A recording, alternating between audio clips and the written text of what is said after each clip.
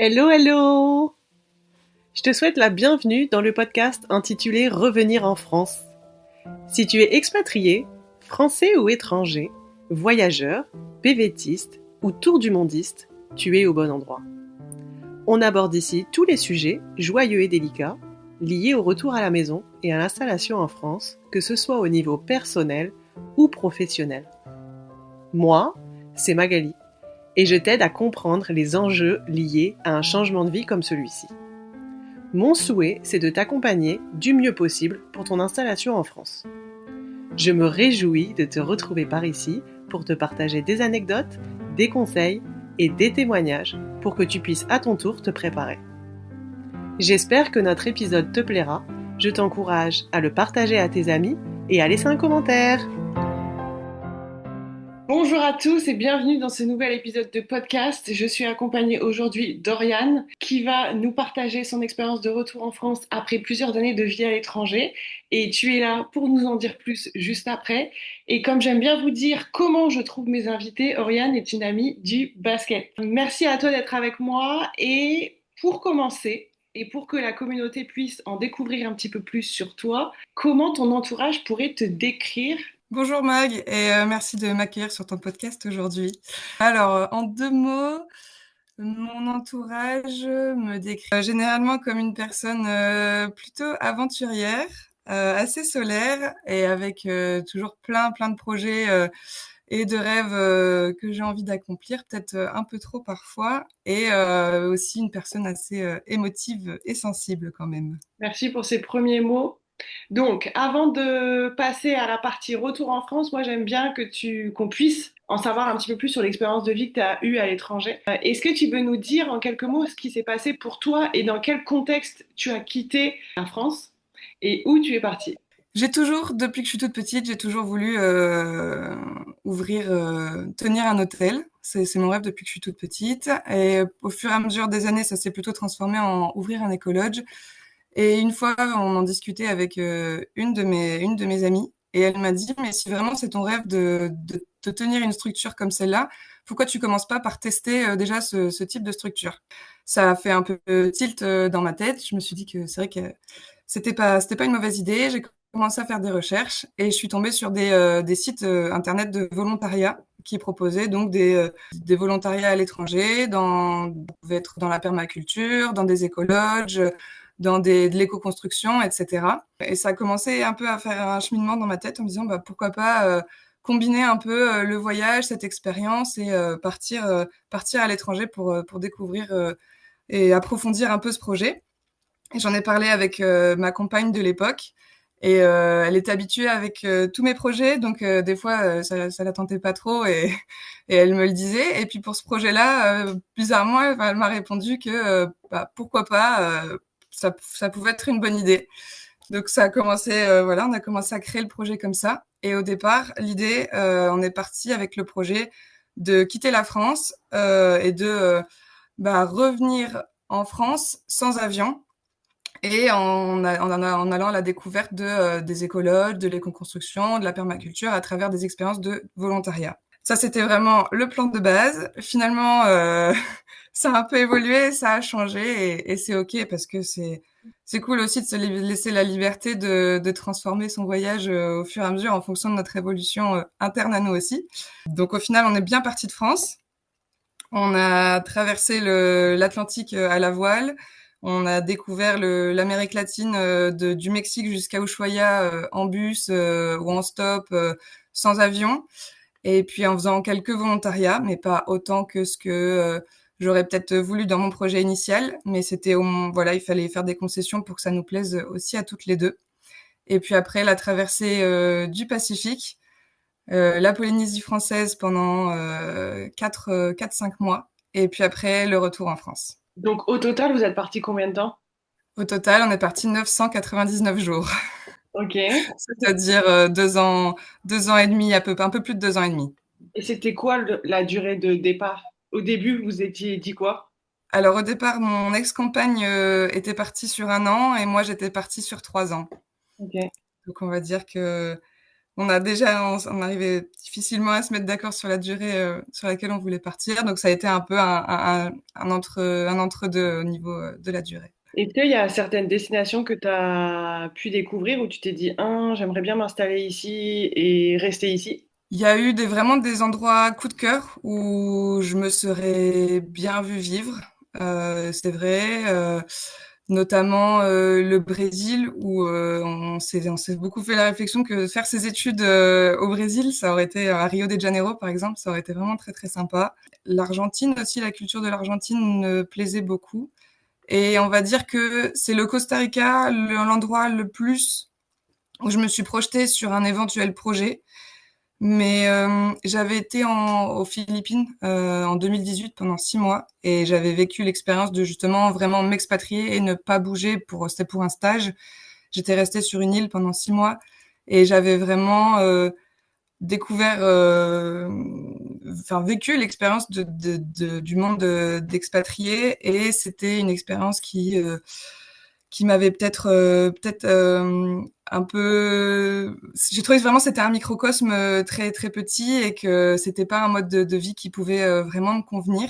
Et en plus de ça, je sais que j'aime énormément la France, la gastronomie, sa culture, etc. Donc c'est vrai que il y a aucun endroit où pendant ces 2 ans et demi de voyage, on a envisagé de poser nos valises et de se dire on reste ici durablement. Durant toute la durée du voyage, on savait que l'envie de rentrer en France était présente qu'à la fin on rentrerait en France. Mais il y a eu des endroits où on s'est dit pourquoi pas avoir des projets sur quelques mois par an, par exemple, ou quelques mois tous les 2, 3 ans, de revenir à un endroit, mais pas durablement. Et par rapport à ton premier objectif de départ qui était de découvrir le monde un peu de l'hôtellerie, etc., est-ce que c'est quelque chose que tu as réussi à valider pendant ces mois-là? Et alors, pas du tout. Je pense que il y a eu enfin, en tout cas, si j'ai réussi un peu à l'invalider, on va dire. Déjà, alors la découverte de cet univers-là, on l'a quand même fait, mais c'était quand même beaucoup plus une introduction. On a pu, voilà, faire un peu d'éco-construction, de permaculture, etc. Mais c'était avant le départ, j'avais quand même une vision idéalisée un peu de tout ce qui allait pouvoir être fait. Et peut-être que c'était pas la bonne destination. Peut-être que finalement en Europe, j'aurais peut-être plus trouvé euh, plus trouver mon compte en termes de écolieu, écologe, etc. Et par contre, il y a surtout eu un gros constat pendant ces 2 ans et demi, c'est que ma liberté, c'était une des valeurs qui était la plus importante pour moi, et que si j'avais le projet de créer un tel lieu, ça m'enchaînait entre guillemets à ce projet et que je perdais beaucoup de ma liberté. Donc c'était vraiment un gros objectif de vie de faire ça à mon retour, par exemple. Et finalement, voilà, peut-être je le garde dans un coin de ma tête, peut-être d'une manière différente pour pouvoir pouvoir garder cette liberté. Mais en tout cas, c'est ça, ma vision des choses concernant ce projet a complètement changé pendant le voyage. Merci beaucoup, c'est super intéressant de. Ben là, en tout cas, on comprend bien que, ben voilà, en voyage, quand on vient chercher des réponses à ces questions, on peut aussi les trouver, mais à condition de le faire bien. Parce que c'est vrai qu'il y a énormément, c'est quelque chose que je dis souvent, quand les personnes témoignent et sont dans des situations comme ça, c'est qu'on part à l'étranger en se disant, oh, j'en ai marre de la France, oh, ça va pas trop bien, allez, je quitte, je fuis, je me dis, oh, c'est bon, je vais partir à l'étranger, les réponses à mes questions, elles vont arriver comme ça, comme par magie, sauf que non. Donc là, on voit quand même qu'avec la démarche structurée que vous avez eue, même si tu n'as pas pu faire autant, bah, au moins c'est venu répondre à tes questions et ça t'a permis de voilà, valider ou invalider le projet et toi de te permettre d'avancer finalement au niveau personnel et professionnel, quoi. Donc trop intéressant, merci beaucoup pour ton partage. Du coup, quand vous partez, vous savez que vous allez rentrer à un moment donné. Enfin, c'est quoi le déclencheur qui a fait que vous êtes dit, bah, c'est maintenant qu'on a envie de rentrer et pas un an avant ou pas encore 3 mois plus tard ou... C'est ouais, une question hyper intéressante parce que justement, au début, comme je te le disais, le projet c'était vraiment de partir de la France et de revenir donc par l'Amérique latine et puis par l'Asie sans avion. Donc c'était en fait plutôt on va dire une grosse contrainte qu'on s'est imposée puisque ça nous empêchait justement le fait de pouvoir rentrer quand on voulait. Voilà, vu qu'on voulait vraiment rester fidèle à notre projet de base, au fait de pas prendre l'avion, etc. On se retrouvait à être un peu contrainte par tous ces déplacements, notamment en faisant de la voile, les départs c'est pas toute l'année, donc il faut vraiment attendre que ce soit la bonne période. Et ça faisait déjà donc comme je disais, Claire-Marie, mon ex-conjointe, dans sa tête, elle était partie pour un an et demi, donc ça faisait déjà quelques mois que je commençais à comprendre qu'elle me disait que il était un peu temps qu'on rentre. Qu'elle a fait d'ailleurs au bout de 2 ans de voyage, elle est rentrée 3 mois en France métropolitaine dans sa famille pour retrouver ses proches, travailler un peu. Et en fait, c'est à son retour que le déclic a vraiment eu lieu. Donc, on est à 2 ans après le départ. Il y a mon père qui est venu me rendre visite au Costa Rica. Claire-Marie qui rentre de ses 3 mois en France métropolitaine. Et je passe, pendant qu'elle est, elle, en métropole, je passe une semaine, 10 jours avec une famille de ch'tis. Donc, c'est mes origines parce que je suis née dans le nord de la France. Et avec eux, j'ai beaucoup de questionnements sur la durée du voyage, ce retour justement. Pourquoi est-ce que aussi on continue à si au final, au fond, nous, on a peut-être envie de rentrer. Enfin, j'ai beaucoup de questionnements. Le fait qu'elle ait vécu 3 mois en métropole, ça me rappelle aussi beaucoup de souvenirs. Il y a beaucoup de choses je me rends compte qu'il y a beaucoup de choses qui me manquent de la métropole. Et le fait qu'il y ait mon père aussi qui soit là, l'importance des proches et à quel point j'ai envie de revivre aussi beaucoup de moments avec eux. Et donc je me rappelle à ce moment-là, on a loué une petite tiny house dans un village en bord de mer au Costa Rica et je la prends un peu à part et je lui dis écoute, j'ai j'ai- j'ai eu un peu un flash, j'ai beaucoup de réflexions à ce moment et on a un mariage au mois de octobre l'année prochaine, on en a un autre un an après. Qu'est-ce que tu penses de l'idée de rentrer pendant un an, aller aux deux mariages, travailler, retrouver nos proches, retrouver la France et après reprendre le voyage là où on l'a arrêté, poursuivre notre route et puis terminer le projet. Donc ça, c'était en janvier. Et puis au fur et à mesure que les mois passaient, on s'est dit qu'on n'était peut-être pas obligé de se mettre l'objectif de repartir après, qu'on pouvait juste se dire on rentre, on vit ce qu'on a à vivre, et si un jour on a envie de repartir, on repartira. Si on n'a plus envie de repartir comme ça, eh bien c'est pas grave. Mais donc voilà, c'est au mois de janvier qu'on s'est dit qu'on allait rentrer, et on est rentré on s'est dit qu'on rentrait au mois de septembre après avoir fait la traversée du Pacifique et la Polynésie française et qu'on rentrerait depuis la Polynésie française.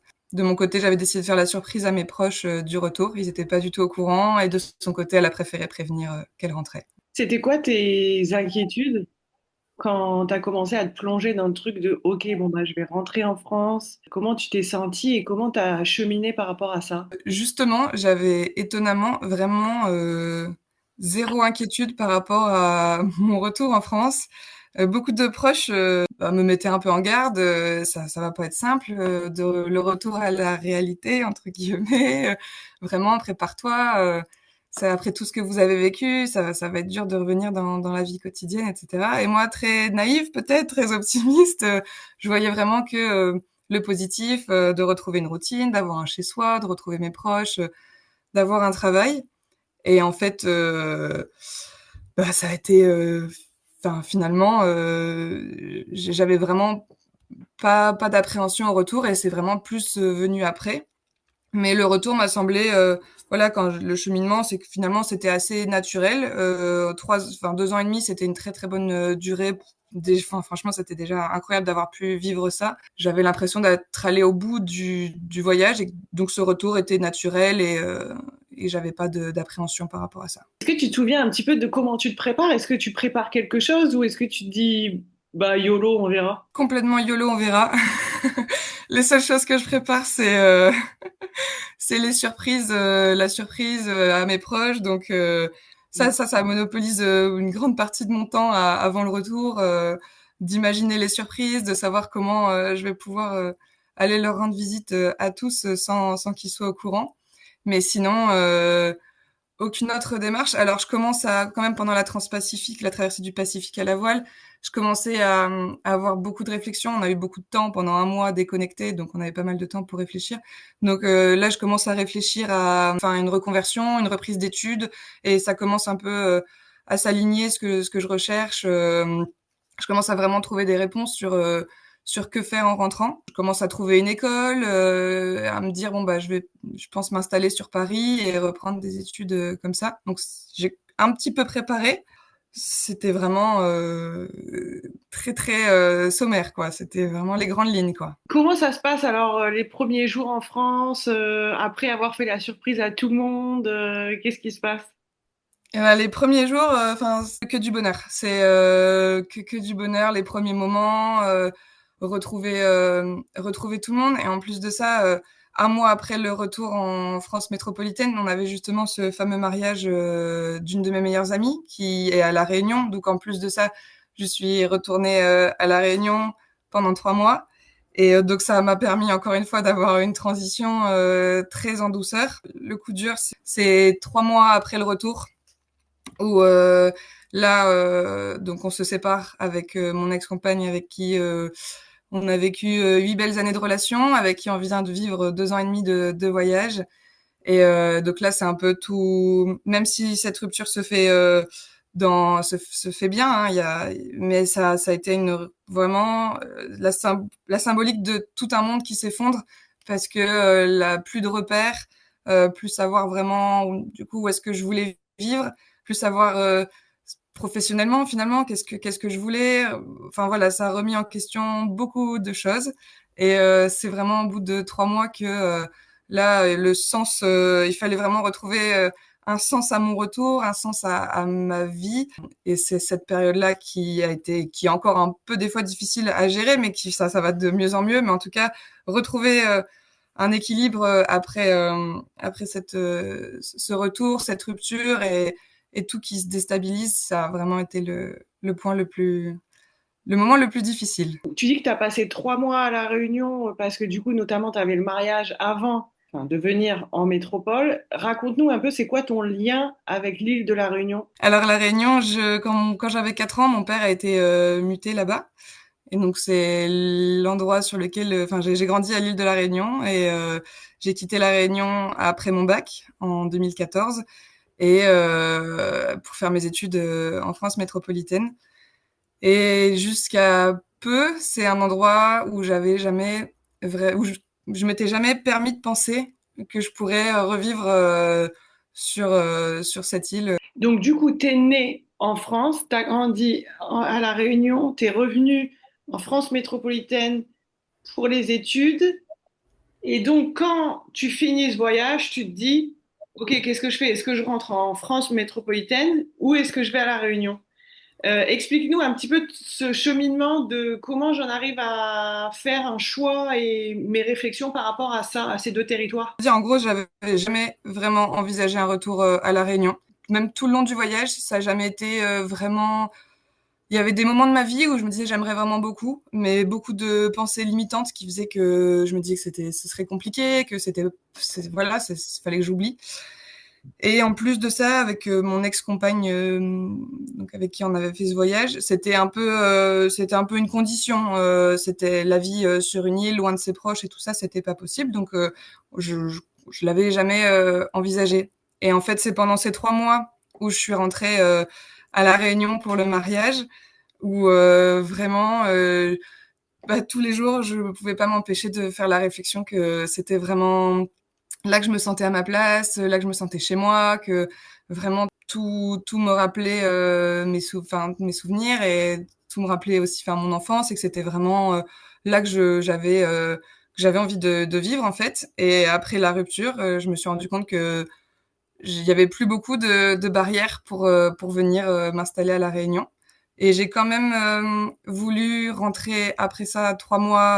Enfin, en fait, je voulais rentrer tout court. À ce moment-là, j'avais décidé de rentrer en métropole pour reprendre mes études à Paris.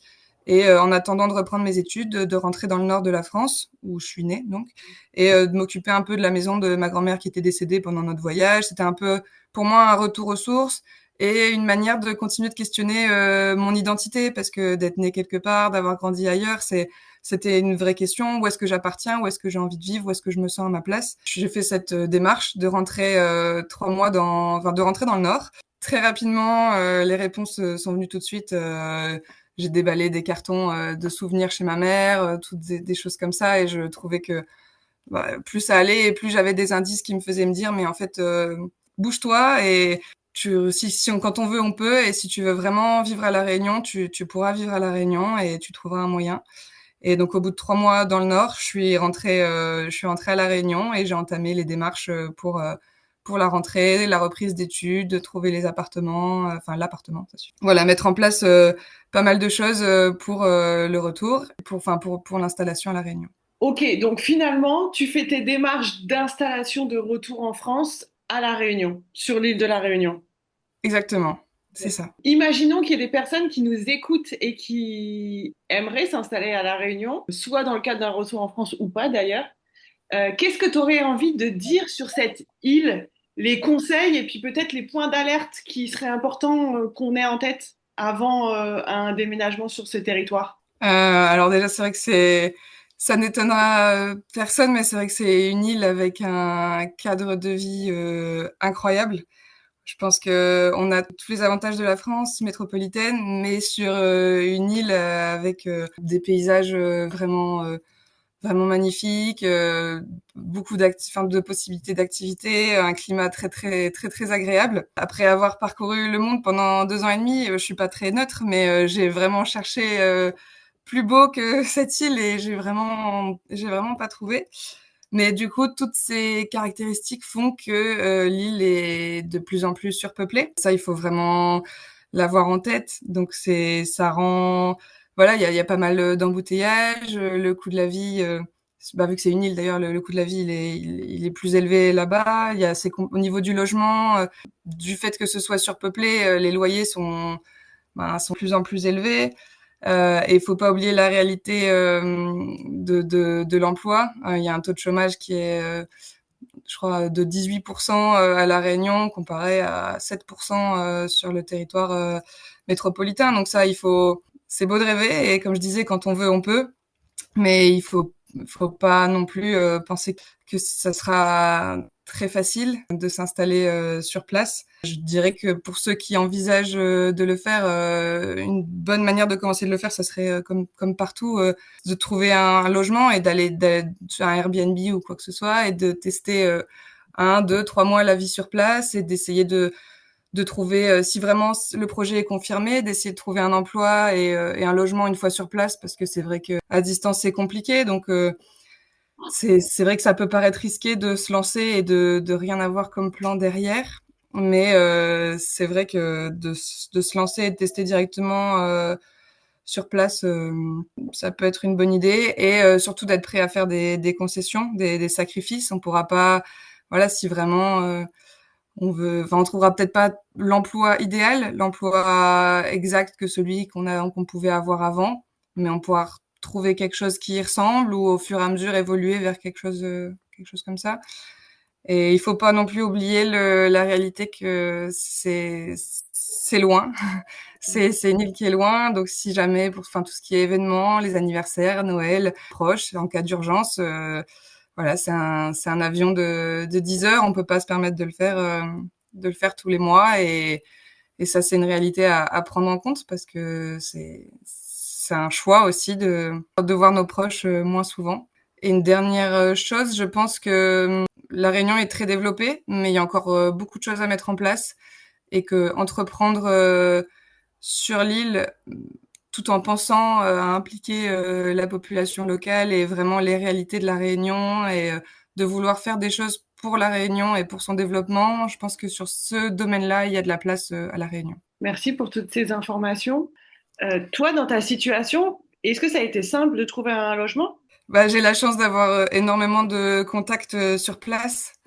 Donc, c'est vrai que ne serait-ce que mon père, ma belle-mère vivent sur place. Donc, dès quelque chose se libère, ils peuvent le mettre de côté pour moi. Et puis là, pendant la période où j'étais rentrée 3 mois, j'ai pu vivre chez le meilleur ami de ma mère. Enfin, grâce au contact que j'ai sur place après avoir vécu 15 ans là-bas, c'est vrai que c'est plus simple.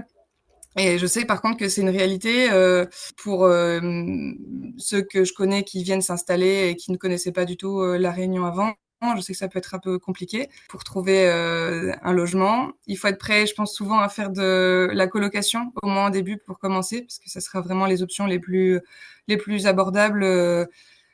Voilà. Et puis, il faut être prêt à s'installer dans quelque chose qui convient pas trop, mais qui permettra de trouver mieux après, quand d'autres places se libéreront et quand on est, voilà, à force d'avoir plus de contacts et de connaître un peu mieux l'île, ça permet aussi de trouver mieux des logements.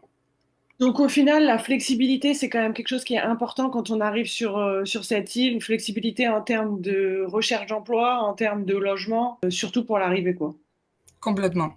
Je pense qu'il faut pas trop vouloir tout préparer parce qu'au final, tout se fait sur place et plus, ça peut quand même être fait assez facilement, mais c'est vrai qu'à distance, ça peut paraître compliqué d'avoir des réponses, beaucoup de refus parce que on peut pas être là présent pour les visites ou des choses comme ça, ou pour les entretiens. Si on n'est pas présent physiquement pour les entretiens, ça peut être un frein aussi. Donc vraiment, la flexibilité, comme tu dis, c'est un maître mot pour une installation à La Réunion. Et alors, petite question qui me vient et qui est totalement hors contexte, mais en tant que personne qui est née dans le nord de la France, je suis obligée de te poser cette question. Est-ce que tu manges du maroilles à La Réunion? Et pas du tout. J'en mangeais déjà pas dans le Nord. Et en plus de ça, c'est une bonne question parce que principalement tout ce qui est produits laitiers qui sont pas produits à La Réunion, enfin ce sont des produits qui sont assez onéreux sur l'île. Donc quand c'est, enfin voilà, tous les fromages non locaux, les yaourts, ça peut être des produits assez coûteux. Donc j'en mangeais pas déjà avant, mais j'en mange pas non plus sur l'île. Alors, ça fait 1 an que tu es rentrée en France. Dis-nous comment tu te sens 1 an après. On va pas se le cacher, il y a des hauts, il y a des bas, il y a des moments de doute, il y a des moments où enfin, je suis vraiment très très contente d'être de retour. En tout cas, il y a une certitude, c'est que je regrette pas du tout ma décision d'être rentrée. Je regrette vraiment pas le retour. C'était ce qu'il me fallait à ce moment-là. Je sais que je serai toujours une nomade dans l'âme, donc je dis pas que je repartirai pas. Je suis contente d'être rentrée au bout de près de 3 ans, enfin 2 ans et demi, 3 ans d'aventure. Et je pense que je peux dire que je suis assez fière, assez contente du chemin parcouru. Je pense qu'il y a encore plein de belles choses à venir, et que tout va s'aligner au fur et à mesure. Et toute cette aventure pendant les 2 ans et demi va m'apporter encore énormément sur mon chemin de vie à venir.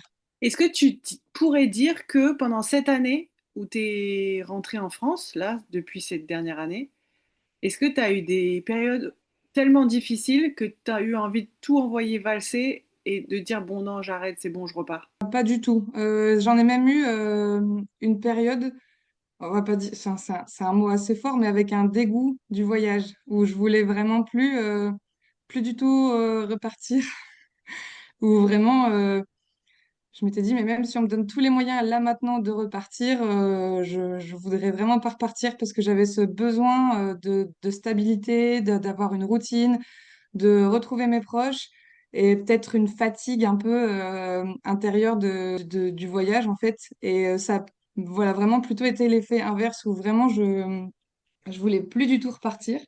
Et c'est que récemment où je commence à me redonner des petits challenges, des petits rêves, pas pour tout de suite, et puis surtout d'abord en France et d'abord en Europe, mais de commencer à réavoir des idées de projets voyage, mais pas dans l'idée de tout envoyer valser et repartir. Après, c'est vrai que le retour à La Réunion aide possiblement parce que l'aventure continue un peu. C'est un cadre de vie hyper agréable et je pense que c'est ça aussi qui fait que j'ai l'impression que ça continue d'une certaine manière. Et là, présentement, on est en train de faire l'enregistrement. Tu es en France métropolitaine, donc tu gardes un lien finalement avec les deux. Est-ce que c'est important pour toi cet équilibre d'être aussi bien parfois en France métropolitaine et à La Réunion, ou est-ce que là, tu es là en ce moment et c'est juste comme ça et tu n'as pas prévu de revenir régulièrement? Enfin, comment tu vois sur les prochains mois, prochaines années, cette balance que tu vas réussir à avoir entre les deux territoires? C'est très juste que tu parles de balance parce qu'en fait, c'est tout le fond du problème. C'est que je me retrouve avec d'un côté tous mes proches, enfin une grande partie de ma famille et de mes amis proches qui vivent en métropole, en France métropolitaine. Et en même temps, j'ai un peu cette envie de diminuer la prise d'avion, de vraiment voyager avec l'avion le moins possible. Et là, pour le coup, La Réunion, on a trop d'autres options. Donc là, en fait, je suis rentrée pendant 2 mois pour vraiment enfin, recharger à fond les batteries avec la famille, avec, oui, enfin, de faire plein d'aventures, vivre plein de moments de qualité avec eux, en sachant que après, je pars pour 2 ans, 2 ans d'études en alternance où ça sera beaucoup plus compliqué de pouvoir avoir des congés.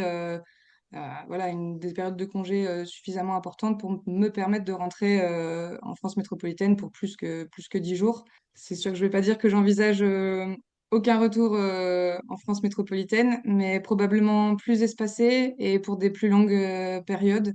Qu'est-ce qui, selon toi, a été le plus difficile depuis que tu es rentré en France? Ce serait quoi le sujet qui a été un peu compliqué, s'il y en a eu un? S'il y en a eu un, c'est tout le sujet de ce podcast, de trouver le lieu où j'avais envie de m'installer. Et parce que pour la première fois de ma vie, je pouvais m'installer où je voulais et ce choix il était dicté par rien, c'est-à-dire que quand j'ai quitté La Réunion pour mes études ça dépendait de mes vœux de parcours. Après quand j'ai quitté Lille ça dépendait de mes résultats de concours. Ça a dépendu après de mon CDI, j'ai déménagé pour mon CDI. Et là pour la première fois c'était je pouvais tout avoir et en même temps t'as tellement de choix que tu te perds vraiment dans tous ces choix et de vraiment prendre la décision pour soi et de réussir à faire abstraction de ce que les autres pourraient penser. Est-ce que ça va forcément faire souffrir certaines personnes qu'on aille loin et ça va en réjouir d'autres et de vraiment prendre cette décision en fonction en fonction de soi et de ses ressentis et de là où on a envie d'être. Et ça a été ça vraiment le plus difficile. Est-ce que tu pourrais dire que ce retour en France, il t'a challengé au niveau émotionnel? Est-ce que tu as Ah fait oui. face à certains chocs?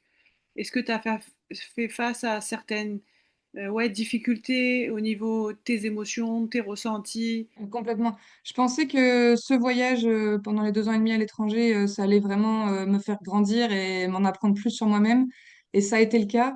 Mais là où vraiment ça a été le plus flagrant, c'est le retour. C'est vraiment de reconfronter cette réalité qui était la nôtre avant et d'avoir compris plein de choses en même temps pendant cette aventure et de tout assembler avec les difficultés et d'accepter, en fait, d'avoir cette maturité aussi, d'accepter tout ce qui arrive et de ressentir et d'être OK avec ça et d'essayer de travailler sur ça. Il y a aussi eu des difficultés enfin, émotionnelles par rapport aux relations amoureuses déjà, mais aussi, enfin, même amicales et familiales, parce qu'il y a forcément des choses qui changent, les proches qui remarquent qu'on n'est peut-être plus la même personne et en même temps on a envie de leur dire que on est toujours la même personne, c'est juste qu'on s'assume plus tel qu'on est et qu'on a grandi et on est différent sur peut-être certains points, mais c'est toujours la même personne au fond. Et oui, il a vraiment fallu faire avec tout ça. Et oui, émotionnellement, ça a peut-être été la période la plus difficile de ma vie, je pense. Mais pour le meilleur et pour le pire, et j'en suis persuadée. Je suis persuadée qu'il faut passer par cette phase de remise en question, de tout recommencer un peu à zéro, mais encore une fois avec l'expérience de ce qu'on a acquis avant, pour après repartir sur des bases encore plus solides et un chemin de vie encore plus aligné que celui qu'on avait avant. Ça, j'en suis persuadée. T'avais quel âge quand t'es parti? J'ai fêté mes 25 ans 2 semaines après le départ. Waouh, ok. Quelle serait la leçon ou la prise de conscience que tu gardes avec toi liée à ce retour en France? Je pense que c'est le fait qu'il n'y a jamais rien de définitif. On peut prendre des décisions et il faut pas avoir peur de revenir sur ces décisions, voilà, d'accepter de se tromper, de l'assumer et c'est OK aussi si on fait des erreurs. Je pense que ça met beaucoup moins de pression de se dire que C'est pas parce qu'on prend une décision aujourd'hui que on doit s'engager toute la vie à tenir cette décision. Ça m'a beaucoup aidé, notamment par exemple pour savoir mon lieu de vie. C'est qu'aujourd'hui, c'est ce dont j'ai envie. Je suis pas obligée de projeter à 10, 15, 20 ans si vraiment ça sera toujours ce que je voudrais. Et si c'est que sur 1 an, sur 2 ans, sur 4 ans, enfin peu importe, il n'y a rien de définitif. Mais en tout cas, aujourd'hui, c'est ce que je veux et je me lance sur ça. Trop bien, merci beaucoup, c'est important, je le dis aussi souvent, c'est le job qu'on prend quand on arrive en France, c'est pas obligé d'être le job qu'on va avoir pour 15 ans ni pour 10 ans, on peut très bien voilà changer au bout de 2 ans si on en ressent le besoin. Idem pour le logement, si à un moment donné on a besoin de changer, on peut changer. Et si jamais on veut changer de ville aussi, quelques mois ou quelques années après être rentré, c'est possible aussi, et c'était le sujet du témoignage qu'on a eu il y a quelques mois de Johanna qui a déménagé 1 an avec sa famille, hein, 1 an après son retour en France et son installation. Ils ont redéménagé 1 an après et tout recommencé. Donc tout est possible. S'il y a vraiment quelque chose à garder en tête, ce serait peut-être ça aussi. Si tu avais un conseil à donner à quelqu'un qui est en train de se préparer ou de vivre son retour en France, qu'est-ce que tu aimerais lui dire? Peut-être en lien avec quelqu'un qui est plutôt parti en voyage sur le long cours, un peu comme toi. De bien s'entourer, de vraiment bien s'entourer et de surtout continuer d'avoir des projets, même s'ils sont pas obligés d'être aussi gros, même s'ils sont pas, mais d'avoir des petits projets, ça peut être un petit projet, enfin, mais qui continuent qui donnent une ligne un peu de conduite, un objectif, parce que c'est vrai que après avoir vécu quelque chose d'aussi gros, on va pas dire que ça perd un peu, la vie perd un peu de son goût, mais on cherche des choses qui peuvent un peu nous motiver parfois et c'est dur de reprogrammer un projet aussi gros que celui-là. C'est qu'on peut pas, enfin, c'est difficile à envisager, mais par contre, voilà, de trouver des petites motivations, des petits challenges, des moments qu'on va être content de vivre. Et puis au fur et à mesure, on se retrouve, enfin, on retrouve un équilibre de vie. Et tout ça, si en plus on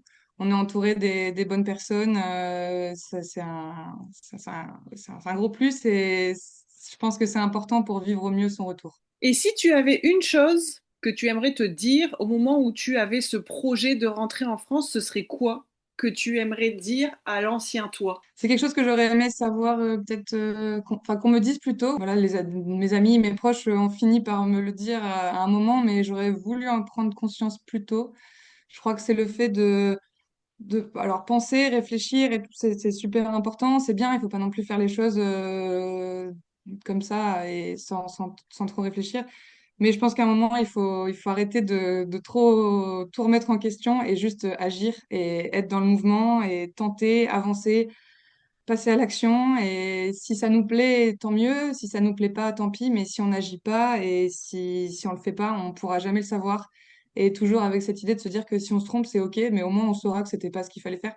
Parce qu'on peut perdre un temps, d'un temps phénoménal à une énergie. Et puis même, c'est dur émotionnellement de toujours tout remettre en question. Un jour c'est ça, un jour c'est pas ça. Je pense qu'il faut foncer et écouter ses ressentis et surtout faire les choses pour soi, en fait. Enfin, vraiment, je pense que ça a été un gros apprentissage de mes 9 mois depuis le retour. C'est que vraiment, j'ai mis du temps à accepter de faire les choses pour moi et avec la peur enfin, en oubliant la peur de décevoir et de rendre triste certains de mes proches. Mais en fait, je pense, voilà, c'est notre vie et c'est important de la vivre pour soi. Et si on est vraiment aligné avec ce qu'on veut, nos proches, quoi qu'il arrive, ils nous soutiendront et ils seront toujours là si vraiment, voilà, ils seront toujours là à nous soutenir si c'est important pour nous. Ouais, c'est super ce que tu nous partages parce que moi, il y a des personnes qui me sollicitent et qui me disent ça fait 1 an que je veux rentrer, mais il y a aussi des gens qui me disent ça fait 5 ans que je veux rentrer, ça fait 10 ans que je veux rentrer. Et en fait, ces personnes-là, elles traînent ça, elles traînent cette envie sur des années, des années, des années, et ça se repousse et ça se repousse et ça se repousse à un point où en fait ça devient invivable et où en fait on déclenche enfin le retour, mais des fois on n'est pas forcément dans des bonnes situations. Donc par exemple, il y a des gens qui me disent je veux rentrer, mais en fait maintenant je suis trop âgée. Ah ben maintenant comment je vais faire pour chercher du travail? Parce que là ça va être compliqué, etc., etc. Donc il y a plein de paramètres qui rentrent en compte. Et c'est important, du coup, c'est pour ça que je rebondis sur ce que tu dis, c'est écouter son intuition, écouter ses envies, parce que quand c'est présent, quand c'est à l'intérieur de soi, bah, c'est quand même un bon indicateur pour, surtout pendant des années comme ça, pour passer à l'action, se faire confiance et réussir son retour en France. Il n'y a pas de raison, hein, quand on se prépare. Voilà, toutes les personnes qui se préparent réussissent. Ça ne veut pas dire qu'on passe pas par des phases difficiles, parce que ça fait partie de la vie, mais quand on se prépare, on sait où on met les pieds, on sait ce qui nous attend, on a toutes les clés pour rebondir et on va être en capacité de réussir son retour en France et rebondir rapidement quand on fait face à certaines situations difficiles, quoi. Peut-être une dernière question qui me vient, et alors avec tout ça maintenant, avec le recul, c'est quoi ta relation avec tes proches? Puisque tu as mentionné quand même beaucoup de fois tes proches, faire mes choix pour pas, enfin, et pas me concentrer sur le fait de pas décevoir, etc. À aujourd'hui, maintenant que tu as tout acté, que tu as mis en place ta nouvelle vie, etc., à La Réunion, c'est quoi tes relations avec tes proches? C'est une bonne question parce que je dirais que c'est la réponse, je l'ai pas encore totalement. C'est un sujet qui pose assez problème, mais disons que en fait, le constat que j'ai fait, c'est que quel que soit le lieu où je vivrai, en métropole ou même dans le monde, il y aura toujours des proches qui me manqueront et des personnes qui seront importantes pour moi qui seront loin. Et donc, ma position maintenant, c'est de me dire, ben, le temps que j'ai avec ces personnes-là, je fais en sorte que ce soit vraiment du temps de qualité.